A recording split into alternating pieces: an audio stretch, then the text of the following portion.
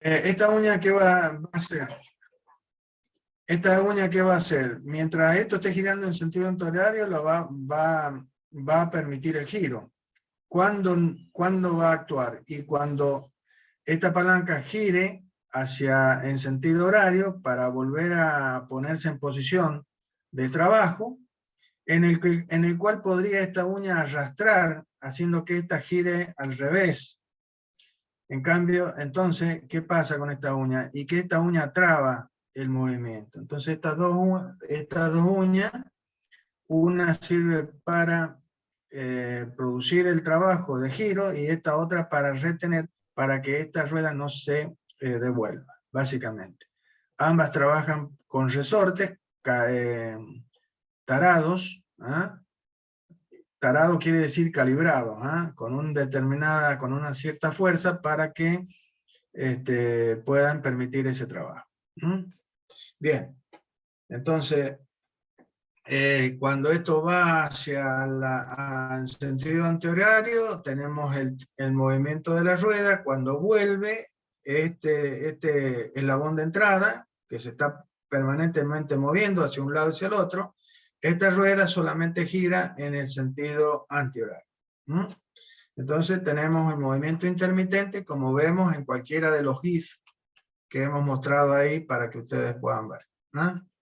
Bueno, son ejemplos así muy rápidos de lo que serían los mecanismos que surgen de las transformaciones de un único mecanismo, que es el cuadrilátero articulado, de un mecanismo como es el cuadrilátero articulado. Y ahí lo estamos viendo, ahí están viendo un mecanismo, básicamente el cuadrilátero articulado, que nos está permitiendo esos movimientos. Bien. Bueno, además de las transformaciones, y esto me va a dar la posibilidad de mostrarles el otro mecanismo básico sobre el cual vamos a hacer análisis, análisis de cinemáticos, es el caso de las inversiones. Las inversiones son otra forma de lograr transformar, ¿sí?, a un mecanismo. ¿Y qué son las inversiones? Las inversiones realmente se crean por la diferente elección de los eslabones que conforman a un sistema mecánico, o sea, por ejemplo, de un cuadrilátero articulado.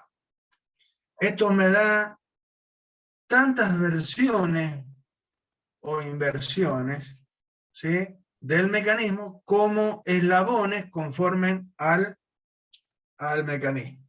¿Está bien? Es decir, que si yo tengo un cuadrilátero articulado, este cuadrilátero articulado, yo en este caso he elegido a este eslabón como bastidor, pero también puedo elegirlo a este como eslabón, como bastidor, o a este como bastidor, o a este como bastidor. Es decir, que en un cuadrilátero articulado yo tendría 4 versiones del mismo mecanismo. Versiones, o las llamadas inversiones. O sea que la diferente elección de los eslabones como bastidores en un mismo mecanismo me da las denominadas inversiones. ¿Sí? Bien, el tema pasa porque no es lo mismo inversiones que inversiones específicas. ¿Y qué tiene que ver con inversiones específicas? El hecho de que los movimientos que resultan a realizar una elección diferente de bastidor dé como resultado un control de movimiento diferente, básicamente. Entonces, las inversiones específicas son aquellas que resultan o me permiten lograr movimientos diferentes de salida cuando elijo como bastidor a otro eslabón de ese mecanismo.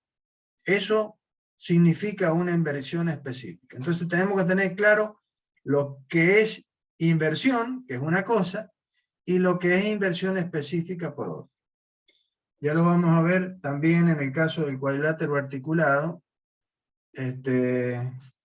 pero básicamente para mostrar lo que se denomina la condición de Grashof, en el caso del cuadrilátero articulado.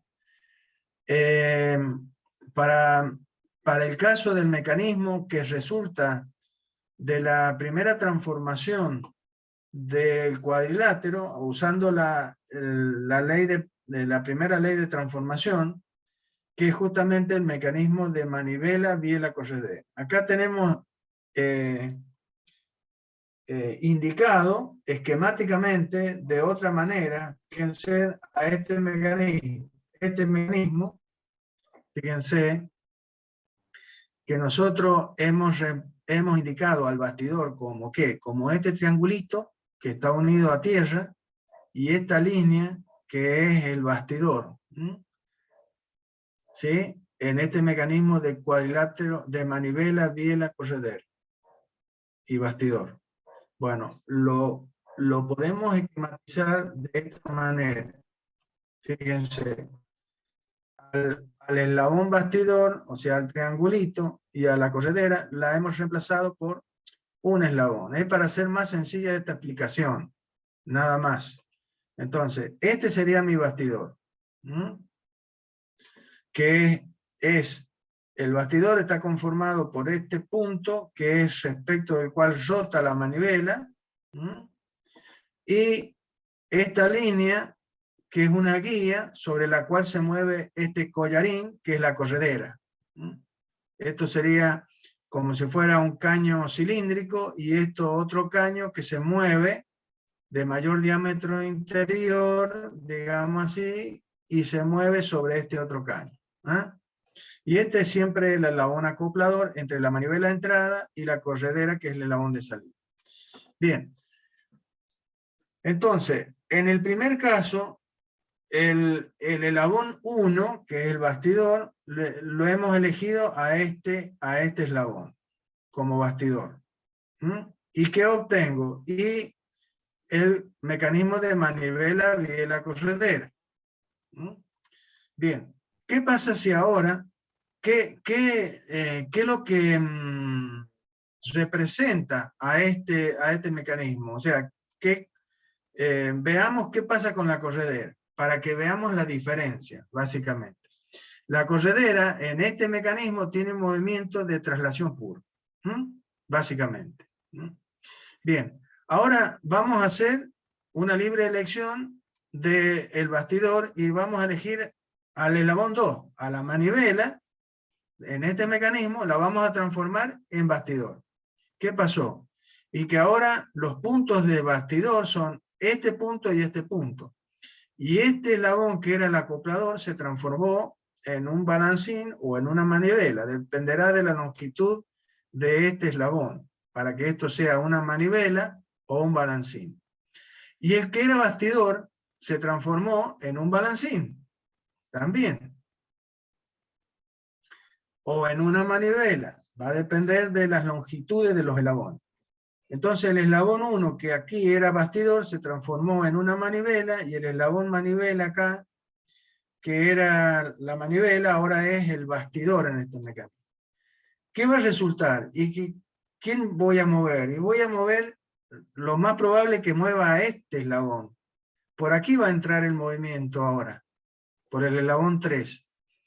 Y cuando esto rote, ¿qué va a pasar? Y que este eslabón también va a rotar. Va a rotar. Y este eslabón corredera, que está sobre este eslabón, como está sobre este eslabón, también va a rotar. Pero resulta que como ese eslabón y este eslabón no están unidos a través de una junta de rotación, sino a través de una junta que le permite trasladarse a este eslabón respecto del eslabón balancín, o sea, el eslabón 4, que es la corredera, respecto del eslabón 1, que ahora es un balancín, también se va a poder desplazar sobre el eslabón 1. Entonces ahora la corredera no solamente puede trasladarse, sino que puede rotar. Entonces se ha transformado en que el eslabón corredera tiene movimiento complejo, porque a la vez que puede rotar, se puede deslizar. Esta inversión es esta segunda inversión es el tercer mecanismo básico que nosotros también vamos a estudiar por las características que tiene. Entonces, les estoy presentando hoy a los tres mecanismos básicos, ¿sí?, que vamos a analizar desde el punto de vista cinemático para determinar velocidades y aceleración, y que nos permiten aplicar todo lo que hemos estudiado en la primera parte, que es mecánica racional. Cada uno de estos mecanismos nos va a plantear cosas diferentes en el análisis cinemático. Entonces, el primer mecanismo que les he presentado esta mañana y que ya se los presenté anteriormente es el cuadrilátero articulado. La transformación de este cuadrilátero articulado por la primera ley me da este segundo mecanismo, que es el de manivela, biela, corredera. Y finalmente, cuando tomo este mecanismo de manivela, biela, corredera y le genero una inversión, o sea que elijo al eslabón 2 como eslabón bastidor, y me da ese tercer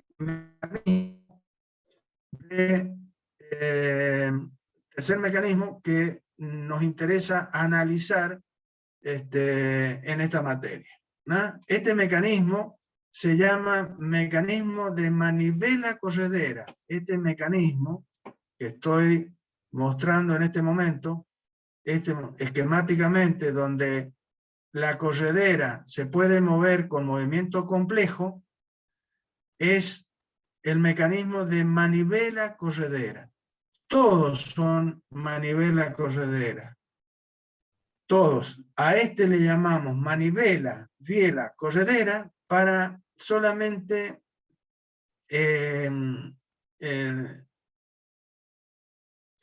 mostrar que estamos, digamos, referenciándonos a este tipo de mecanismo. Y a este le llamamos manivela corredera para indicar que nos estamos refiriendo a este mecanismo. Este mecanismo es un mecanismo muy utilizado en la industria también, que da origen a una máquina que, si alguno ha ido a la escuela Boero o a la escuela industrial, tienen que haberla visto como la máquina limadora o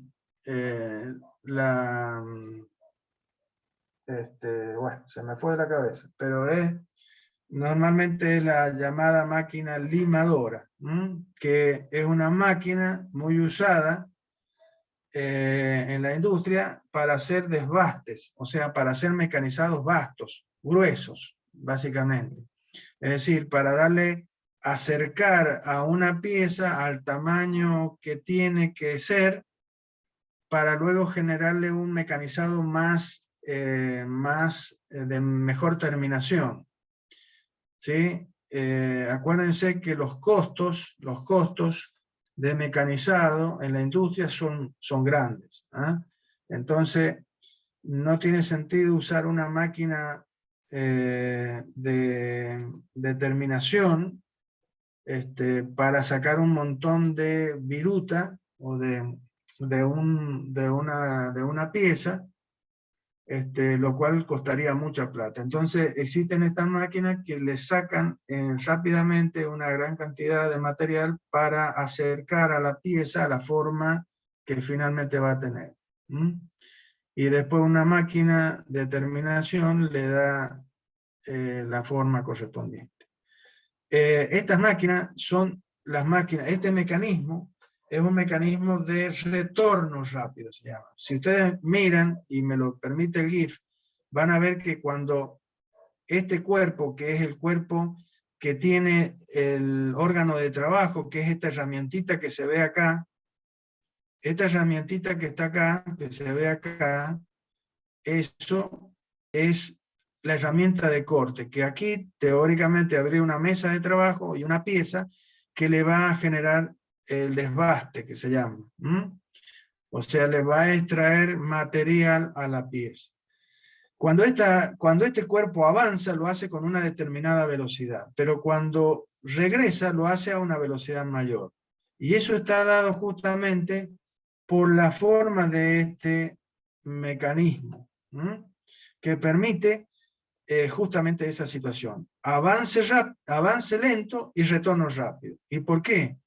Porque yo, cuando voy a trabajar sobre la pieza, lo tengo que hacer de una manera que está dado en función del tipo de material que voy a devastar. No es lo mismo que sea aluminio, que sea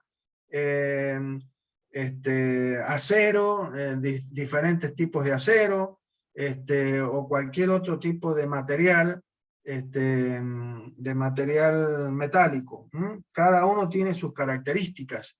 Y eso tiene que ver con la velocidad de avance en esta operación de mecanizado. Además, tiene que ver con la profundidad y el ancho de la pasada. Entonces, todos estos parámetros tengo que tenerlos en cuenta para la situación de avance de la herramienta. Pero, ¿qué pasa? La herramienta trabaja solamente en el movimiento de avance. ¿Qué pasa en el retroceso? ¿Qué pasa para cuando quiero volver a la herramienta, a la posición de trabajo? Y lo quiero hacer lo más rápidamente posible, porque si lo hago a la misma velocidad, es tiempo que estoy gastando en hacer nada. Entonces, si no existiera ese tiempo, mejor, porque no estoy pagando nada, no estaría pagando tiempo por no hacer nada. Entonces, el retorno de la herramienta a la posición de trabajo tiene que ser lo más rápidamente posible. Esa es la situación, y eso es lo que permite este sistema mecánico que se llama sistema de manivela corredera. Como vemos acá, fíjense, cuando el mecanismo básico está conformado por este balancín, es el eslabón de salida, la corredera y la manivela. La manivela está tomada al bastidor y la que gira 360 grados. Por otro lado está unida a la corredera y la corredera sube a este balancín. Este sería el mecanismo de manivela corredera básico, que es el que ustedes están viendo acá. Ese mecanismo que estamos viendo acá está esquematizado en una máquina en este mecanismo. ¿Qué es lo que está mostrando esto? Y las dos posiciones finales. Esta me da una posición cuando termina de avanzar, ¿sí? Este cuerpo que está representado por esta corredera acá, y a su vez este eslabón acoplador sería este otro eslabón que está acá. Entonces, el esquema de esta máquina está representado por esta configuración que tenemos acá. La manivela es que es la rueda que tenemos acá, ¿no? La rueda es la manivela. Este bloque que se mueve adentro de este eslabón es la corredera, y este eslabón balancín es justamente este eslabón que tiene practicado dentro de sí a la corredera. ¿Ven? Son diferentes maneras de esquematizar una situación física como esta. Bien, si ustedes cuentan los eslabones, van a ver que la máquina es un sistema conformado por 6 eslabones. O sea, tenemos el bastidor, la manivela, la corredera y el balancín. Eso sería el cuadrilátero básico. Y le hemos agregado una diada que estaría conformada por un eslabón acoplador y un eslabón corredera. El eslabón acoplador, que sería esta pieza marroncita que se ve ahí, y la corredera, que sería el cuerpo que contiene a la herramienta de trabajo.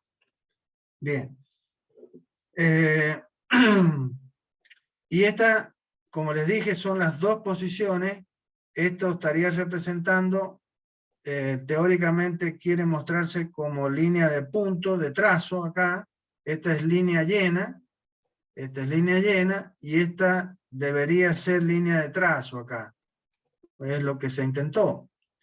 ¿Para qué? Para mostrar las dos posiciones extremas de este mecanismo. La posición de trabajo, final de trabajo, y la posición inicial desde donde arranca ahí a trabajar. ¿Estamos de acuerdo? Fíjense que la manivela describe dos ángulos, ¿sí? Que tienen valor diferente. En cada vuelta de la manivela, yo tengo que el ángulo alfa, fíjense, el ángulo alfa es cuando la herramienta avanza. Y el ángulo beta es el que describe la manivela cuando retorna. Entonces, fíjense, el ángulo alfa es más grande que el ángulo beta. Si yo coloco un motor acá que mueve a esta manivela,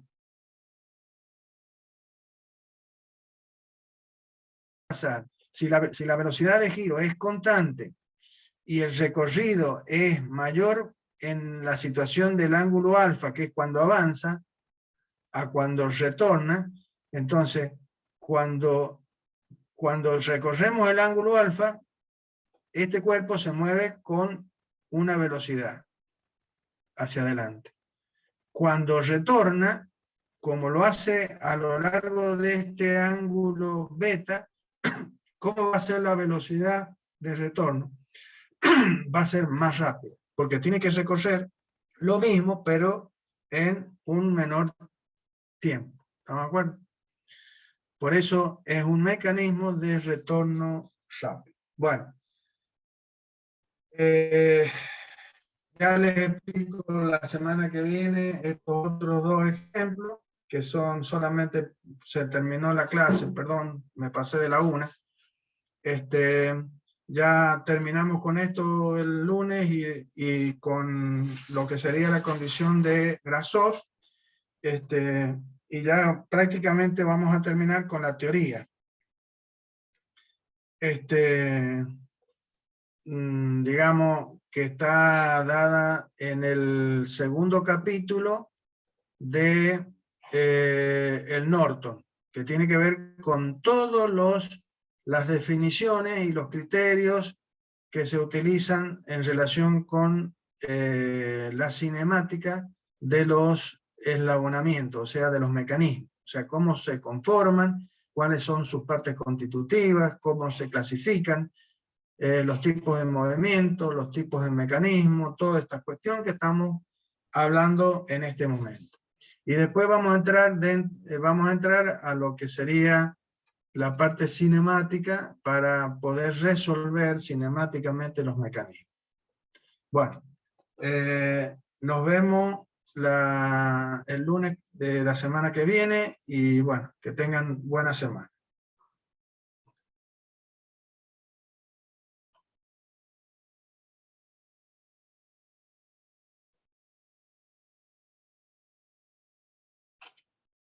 Hasta luego, chicos, que anden bien.